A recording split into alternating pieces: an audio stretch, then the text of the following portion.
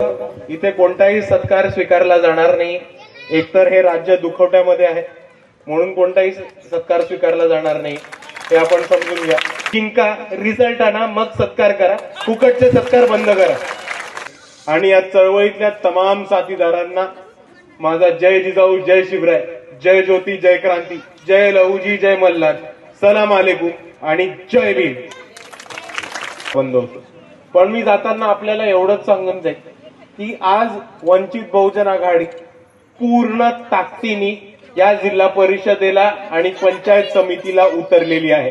आता ग्रामीण भागामध्ये राहणाऱ्या वंचितच्या तमाम कार्यकर्त्यांचं, पदाधिकाऱ्यांचं आणि आपल्या सर्व मतदार राजांचं हे कर्तव्य आहे की ज्या पद्धतीने महानगरपालिका असो, नगर परिषद असो, नगरपालिका असो, नगरपंचायती असो, याच्यामध्ये जसे आपण वंचितांचे उमेदवार पाठवले होते तसंच ह्या पद्धतीने आपल्याला वंचितांचे उमेदवार पाठवावे। कारण बाळासाहेब आंबेडकरांनी एकच स्वप्न या महाराष्ट्राला दाखवलं होतं की ज्या ज्या लोकांना आतापर्यंत सत्तेपासून दूर ठेवलं होतं त्या लोकांना सत्तेचे दार उघडं करून वंचितांना सत्तेमध्ये घेऊन जाण्याचं काम बाळासाहेब आंबेडकरांनी केलं। एक नांदेडमध्ये बॅनर लावणारा पोरगा कुलदीप राक्षसमारे नावाचा नगरसेवक झाला। कर्म समाजाच्या महिला चांदूर रेल्वेमध्ये नगर अध्यक्ष झाल्या।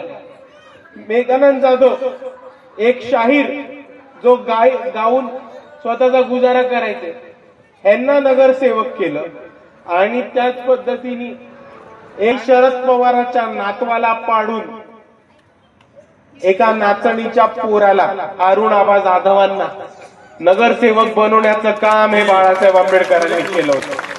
आणि याच जिल्हा परिषदेमध्ये, पंचायत समितीमध्ये त्याच पद्धतीने आतापर्यंत ज्या ज्या लोकांना सत्तेच्या बाहेर ठेवलं होतं त्या लोकांना तिकीट देण्याचं काम हे बाळासाहेब आंबेडकरांनी केलंय।